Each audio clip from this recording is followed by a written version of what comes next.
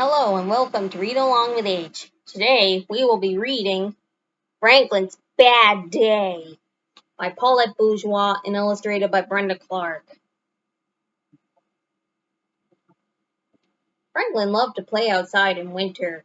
He could skate forward and backward. He liked to catch snowflakes on his tongue and make angels in the snow.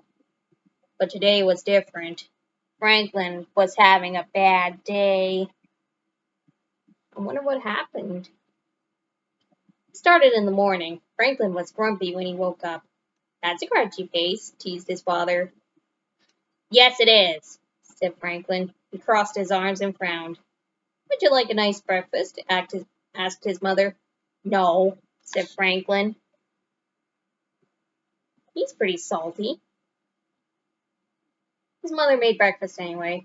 Franklin stared out the window. Heavy gray clouds pushed across the sky.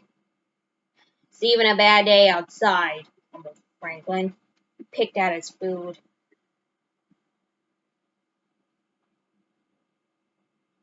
For the rest of the morning, nothing went right. Franklin knocked over his juice and broke his favorite cup. He couldn't find his marbles, and the last piece of his puzzle was missing. Franklin slammed the door and stomped his feet. "You seem awfully cranky," said his mother. "I am not!" shouted Franklin.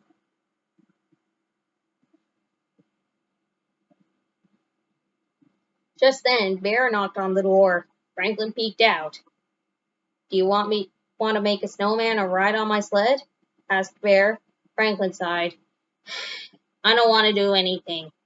"Please," Bear said.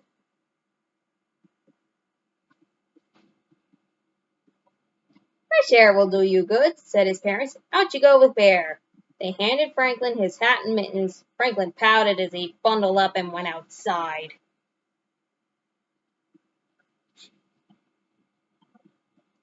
The two friends walked along the path near Otter's house. "Let's ask Otter to come," said Bear. Franklin gave Bear a puzzled look. "Oh, I forgot," said Bear sadly. "Otter moved away yesterday. They didn't talk all the way to the hill."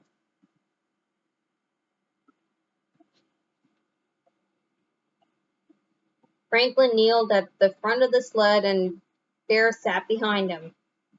Bear gave a push. "Let's go!" he shouted. The sled glided halfway down the slope, and then it stopped. They had landed on a bare patch. "Oh no!" wailed Franklin. "What a terrible day!"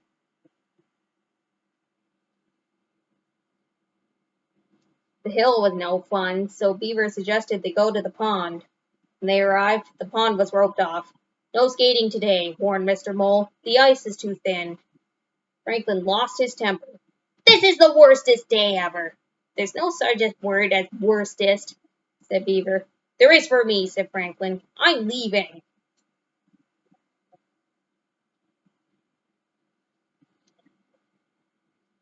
Franklin stormed home. He threw his skates and his slushy, mushy mittens on the floor. "Please pick up your belongings," said his mother. "No!" he yelled. Franklin was sent to his room.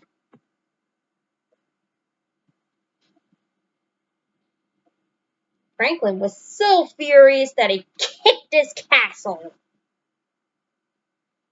His father came running when he heard the crash. "What's going on in here?"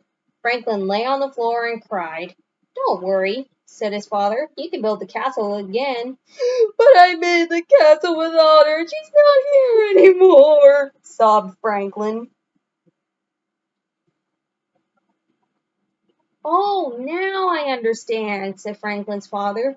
"You're mad and sad because your friend moved away." Franklin nodded. "And you miss her a lot," his father said. "Yes," agreed Franklin in a small voice. They hugged each other for a long time. Sometimes it helps to get to the root of your sadness and madness. "Otter and I did a lot of things together," said Franklin. "Now we can't." "You can still be friends," said Franklin's father. "You can share your feelings by calling or writing." Franklin thought for a moment. "Do we have a big envelope and some stamps?" he asked.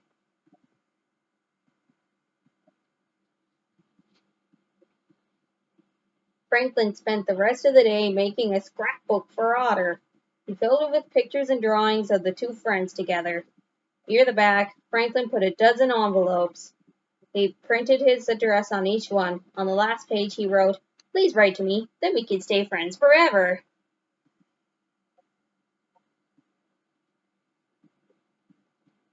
As he walked to the mailbox, Franklin felt better. Snow was falling and it was getting cold enough for the pond to freeze. Franklin had a feeling that tomorrow would be a good day. And that's the end of Franklin's bad day.